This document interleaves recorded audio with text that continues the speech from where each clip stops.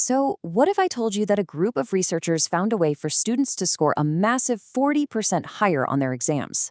And get this, it required absolutely zero extra study time. Now, this isn't some kind of trick. It's all about understanding how your brain actually learns. 40%. I mean, just think about that. That's the difference between an A and a C, between passing and failing. And no, this isn't some new study hack or a weird gimmick. It's a fundamental biological process that, honestly, most of us completely ignore. So let me just ask you straight up. What would you do with a 40% advantage? Because by the end of this quick explainer, you are going to know exactly how to get it. Okay, so the secret is sleep. But wait, before you click away thinking you've heard this all before, you need to know it's not about sleeping more. It's about sleeping smarter. See, it's the timing of your sleep that unlocks this incredible learning boost. To really get this, let's use a simple but really powerful analogy. Think of your brain like a computer. Now, most people think that learning happens when they're studying, right? But that's only half the story. That's just the typing phase. Sleep is the save button, and that is when the real magic happens. So when you learn something new, that information first goes into a part of your brain called the hippocampus. The easiest way to think about this is like your computer's RAM.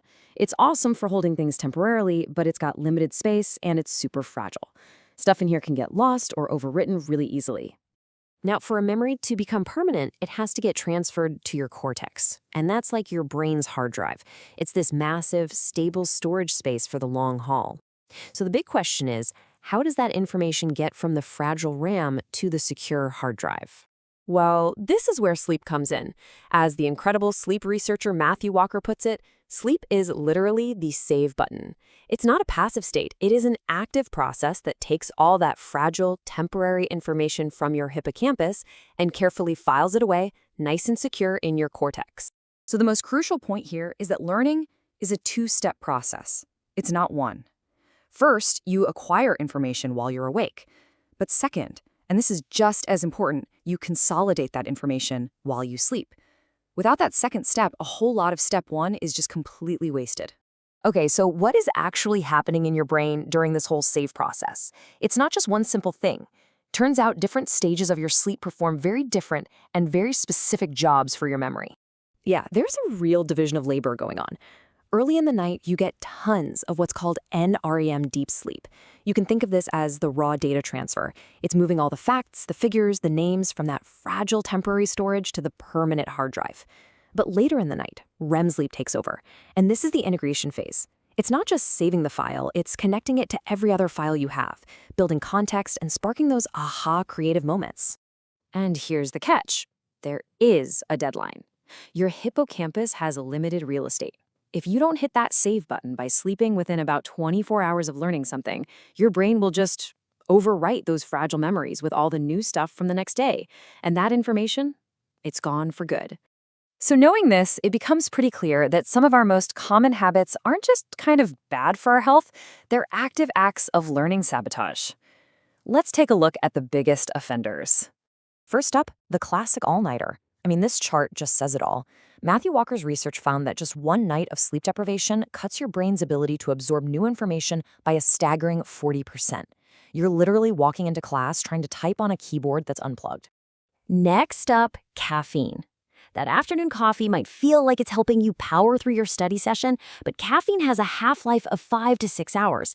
That means that at 9 or 10 p.m., half of it is still in your system, and it specifically messes with that deep NREM sleep that is absolutely critical for saving factual memories. But honestly, the biggest mistake of all is simply getting the sequence wrong.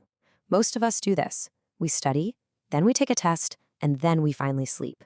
That is the wrong way. The scientifically proven right way, you study, then you sleep, and then you take the test. That sleep in the middle isn't optional. It's where all the consolidation happens. Okay, so enough about the problems, right? Let's get to the good stuff. Let's talk about the playbook and how you can turn all this science into an actual strategy you can start using tonight. So here it is, the simple 3-step playbook. Step 1, study your toughest material a few hours before bed, maybe 4 to 6 hours before. That gets all the info loaded into that temporary storage. Step 2, sleep, a full 7 to 9 hours of it. This is your non-negotiable save cycle. And step 3, review or quiz yourself the next morning. If you can recall it easily, congratulations. That info has been successfully moved to permanent storage. Napping can also be a total game changer, but you have to know which nap to use for which job. A quick 20-minute power nap, that's great for a boost in alertness, but it does pretty much nothing for memory. For that, you need a 90-minute nap. That allows your brain to get through one full sleep cycle, which gives you about 30% of the memory benefit of a full night's sleep. And please, don't forget about quality. It's not just about how long you sleep. Alcohol before bed might make you feel sleepy, but it actually blocks REM sleep, which sabotages skill learning. And little things, like keeping your room cool and having a consistent schedule, dramatically improve the quality of your brain's nightly save process. So the whole point is this. We have to completely reframe how we think about sleep. It is not downtime. It's not wasted time. It is optimization time. It's not the opposite of learning. It's the most essential part of it. It is the moment when all your hard work actually sticks. So now you know the secret. You have a potential 40% advantage over pretty much everyone who still thinks pulling an all-nighter is a badge of honor. The only question left is, how are you going to use it tonight?